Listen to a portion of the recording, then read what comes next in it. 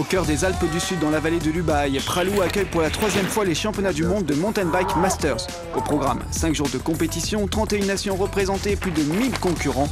Les championnats du monde Masters, c'est une épreuve réservée aux plus de 30 ans et le niveau reste relevé. C'est vrai que pour nous, c'est un peu une façon d'avoir une continuité dans notre carrière, notre plus jeune âge, on va dire. Et donc ça a quand même son importance, parce qu'il n'y a qu'à voir, on est 580-590 partants. 590 partants pour l'épreuve de descente et autant d'inscrits en cross-country. Jamais ces championnats du monde Masters n'avaient suscité autant d'engouement. L'une des principales raisons, c'est la qualité des parcours proposés par la station de Pralou. C'est une piste de descente qui est un petit peu moins technique que l'année dernière, un peu plus longue, donc beaucoup plus physique et surtout beaucoup plus rapide. Et sur la piste de cross-country, une piste un petit peu plus technique aussi que l'année dernière. C'est un petit peu aussi la demande des coureurs. Et au niveau de distance, elle est restée à peu près pareille, mais un petit peu plus de dénivelé. Place maintenant à la finale de descente. Des passionnés de VTT de compétition sont venus des 5 continents pour s'affronter dans des catégories allant de 30 à plus de 60 ans. Au départ, le stress est palpable car même s'ils ont plus de 30 ans, ces champions ont encore beaucoup de ressources et le niveau de ces championnats du monde reste très élevé. Le niveau de ces championnats du monde est très haut. Il y en a qui sont très forts. Les Français ont un bon niveau. C'est justement cette compétition avec soi-même. Le chrono, c'est soi-même. Se dépasser. Au début, c'était très régulier, mais après 3-4 jours, c'est le plus dur pour moi. La piste est très belle, longue, fatigante et pleine de trous. C'est pour un pilote complet. Cette piste est en effet dans toutes les têtes, longue et technique, elle s'est fortement détériorée au fur et à mesure des entraînements, laissant de grosses ornières difficiles à contrôler. Au départ, c'était une piste difficile, elle est maintenant devenue très technique, laissant peu de choix aux concurrents.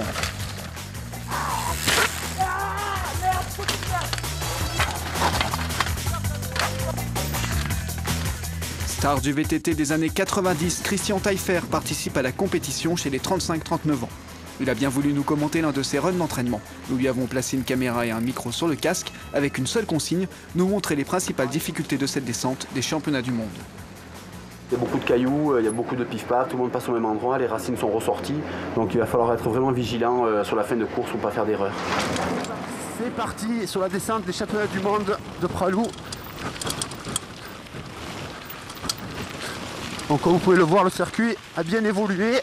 Il est assez défoncé, les freinages sont assez glissants avec la poussière qui ressort. Hop. On a un parcours qui va tourner autour de 3,30, 3,40 pour les meilleurs coureurs. C'est vrai qu'il y a des passages qui sont délicats, il faut être vigilant, il faut passer rapidement. Il faut lever une petite partie plate de 30 mètres avant un gros pendule très rapide, très sinueux, où il faut être vigilant sur la trajectoire. Disons que c'était, avant d'attaquer ces 3 jours d'entraînement, un parcours qui était relativement sain et propre. Là, au fur et à mesure des passages, c'est devenu un parcours très technique et très piégeux. Voilà le sous-bois, passage délicat. J'ai passé, passage un peu marécageux, un petit peu de boue. Un gros dévers avec le freinage et le pif-paf. Train redouté. Où il ne faut pas se rater. Souvent on fait des fautes en voulant rouler vraiment trop vite. Donc je joue surtout sur tous ces petits détails-là qui font que je vais m'économiser physiquement pour vraiment être du mieux possible jusqu'en bas. On a un beau parti sous-bois avec les cailloux et les grosses difficultés marquées en bombe fluo pour pas qu'on se les prenne. Les 10 premiers sont capables de rouler à peu près au même niveau. Donc maintenant, tout dépend de la descente finale et tout dépend comment celui qui fera le moins de fautes et qui ira le plus vite, quoi. Donc tout est pris en compte, que ce soit au niveau du matériel et puis aussi tenir compte un petit peu des passages des concurrents avant nous concernant la détérioration du terrain. Beaucoup de poussière, les appuis très fuyants, le passage de sous-bois avec la rivière,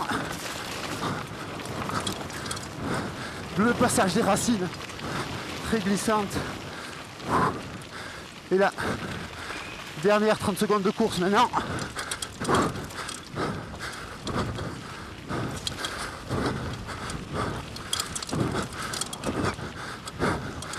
Et là, c'est tout à droite. C'est à fond.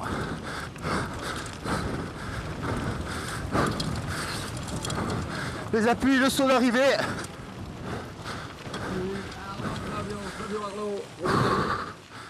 C'est souvent les derniers petits détails qui font qu'il peut y avoir la victoire au bout, quoi, hein, parce que ça se joue chaque fois à rien du tout. On est 2-3 dans la seconde, des fois c'est plus serré que ça, donc c'est pour ça qu'il faut prendre tout en compte.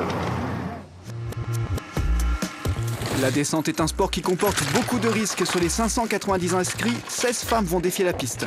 Parmi elles, Chantal Bonaglia, accompagnatrice en VTT dans la vallée. Elle s'est mise à la compétition il y a seulement 3 ans. Je suis originaire de Barcelonnette, je suis née ici, j'ai grandi ici. Et au niveau du vélo, j'ai commencé le vélo, on va dire, adolescente à peu près. Il y a eu les championnats du monde qui ont été organisés sur Pralou. Et avec des copains, on s'est pris au jeu, on a fait un pari. Et si tu y vas, j'y vais, bah alors voilà. L'année dernière, la piste me plaisait bien.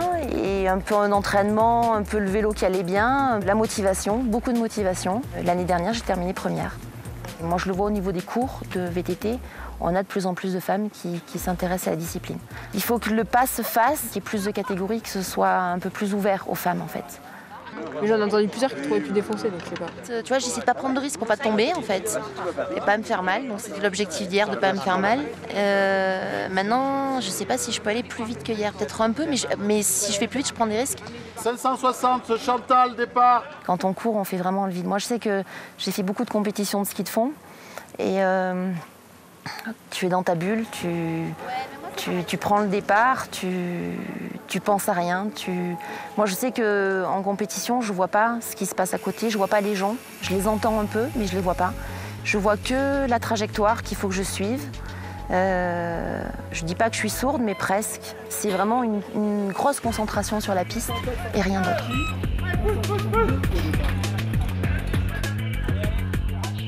Dans la descente, moi, c'est la vitesse, c'est les trajectoires, c'est le calcul en fait. Le calcul, aller très vite, pas trop vite parce qu'il ne faut pas tomber, mais c'est jouer sur le fil du rasoir.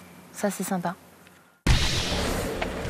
Chantal termine à la 2e place chez les plus de 35 ans et dans la catégorie 30-34 ans, la Française Séverine Delon finit 3e en 4 minutes, 52 secondes et 95 centièmes.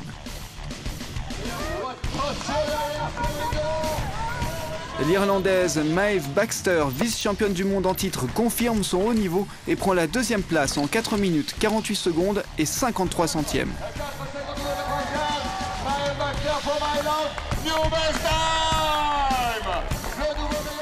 La première place revient à la Suissesse Nathalie Dappen qui avait terminé 3e l'année dernière. Elle s'initie la victoire en 4 minutes 32 secondes et 4 centièmes.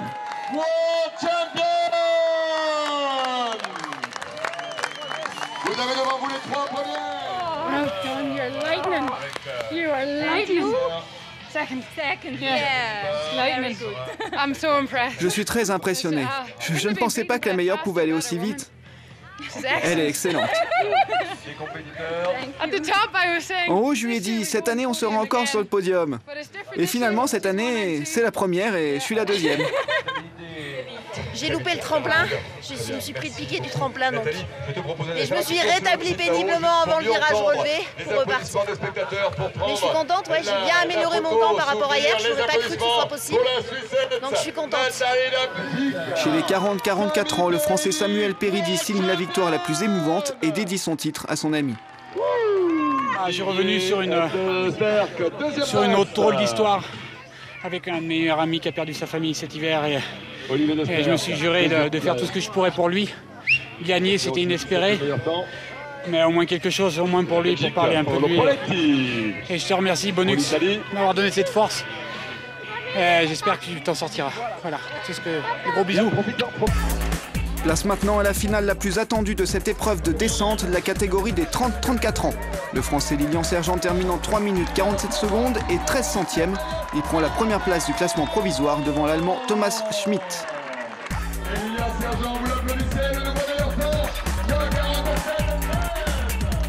C'est au tour d'un autre Français, Johan Packard, le Jurassien champion de France 2009 est dans sa plus grande forme cette année.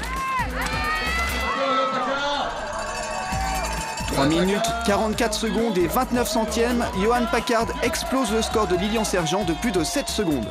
Il prend donc la tête du classement, mais derrière c'est au tour de l'Irlandais Andy Young.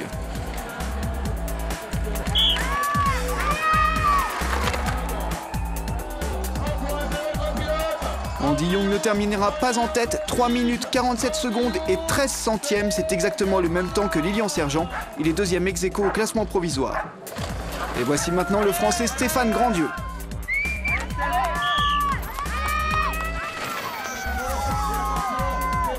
3 minutes 48 secondes et 43 centièmes, ce ne sera pas suffisant pour gagner. Stéphane Grandieu prend la 4e place du provisoire.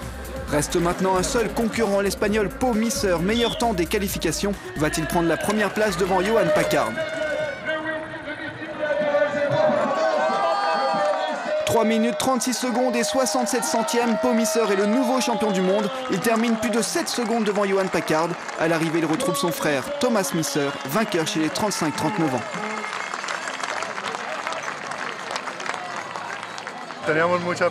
On avait pas mal de pression qu'on s'est mise à nous-mêmes. On voulait bien faire et peut-être gagner.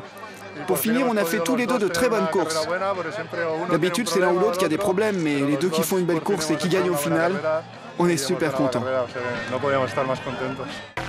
Les épreuves de descente sont terminées, place à un univers complètement différent, le cross-country. Samuel Péridi, spécialiste du matériel, nous explique quelle est la différence entre les deux épreuves.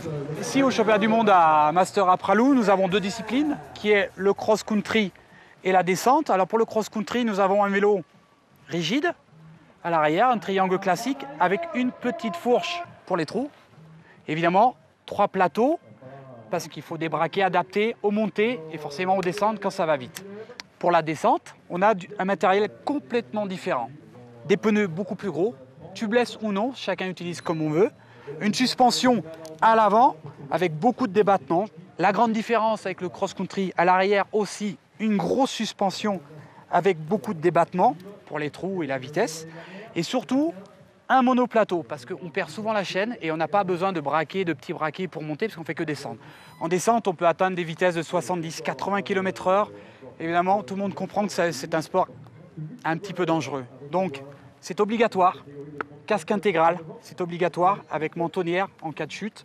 Les coudières, les genouillères, et on sent derrière une dorsale. C'est aussi obligatoire et très conseillé.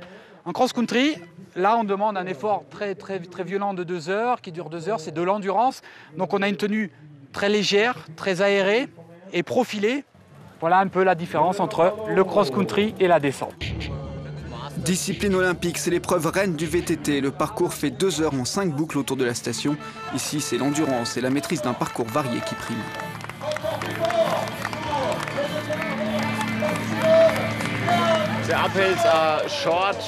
Les montées sont courtes, mais très raides. C'est l'une des courses les plus dures de mes 10 dernières années. Il va faire chaud, et il fait déjà chaud. Il faut boire. Je vais essayer de faire toutes les boucles. Et il y a de bonnes descentes et j'aime bien ça. On connaît les Français, on ne connaît pas les étrangers, donc il y a du niveau chez les Français, on va voir chez les étrangers. Je pense qu'il y a du niveau chez les Italiens, ouais.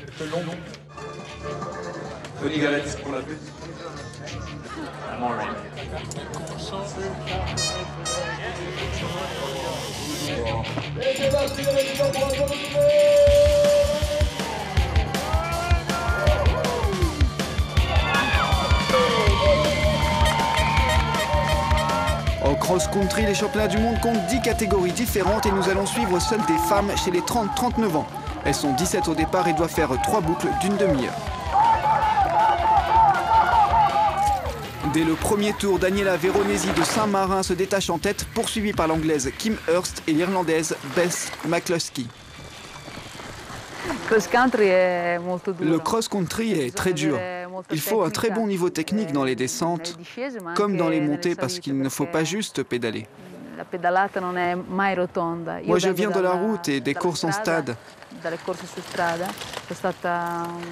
J'étais professionnel là-dedans, mais ici, les terrains sont différents, très différents.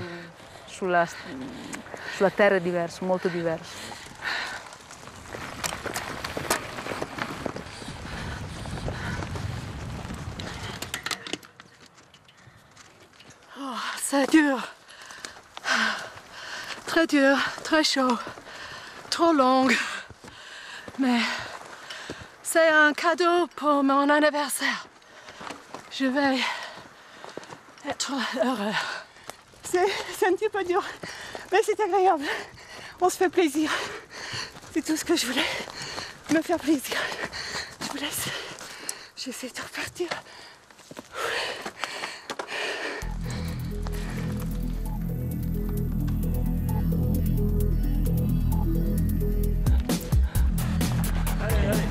Beaucoup plus nombreuses qu'en descente, les femmes en cross-country gardent un très bon niveau. Passionnées de nature et de VTT, elles continuent la compétition et cherchent à se dépasser dans une épreuve où la motivation et le mental font souvent la différence.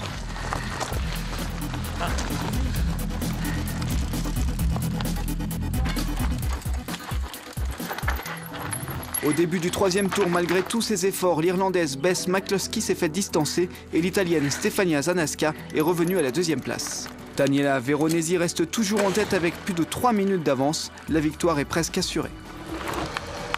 Non, non pensavo alla vittoria, pensavo far bene, pensavo. Je ne pensais pas à la victoire, je pensais juste à faire bien. Je pensais au circuit, j'étais concentré sur ce que je devais faire. Le dernier tour, j'ai commencé à réfléchir à la victoire. Franchement, pour ça, sur la route ou en mountain bike, c'est pareil. Dans les montées ou les descentes, je pensais juste à garder ma position. En fait, aujourd'hui, je me sentais bien et je n'ai pas regardé plus loin. Daniela Veronesi devient donc la nouvelle championne du monde de cross-country. 3 minutes et 49 secondes devant l'Italienne Stefania Zanasca.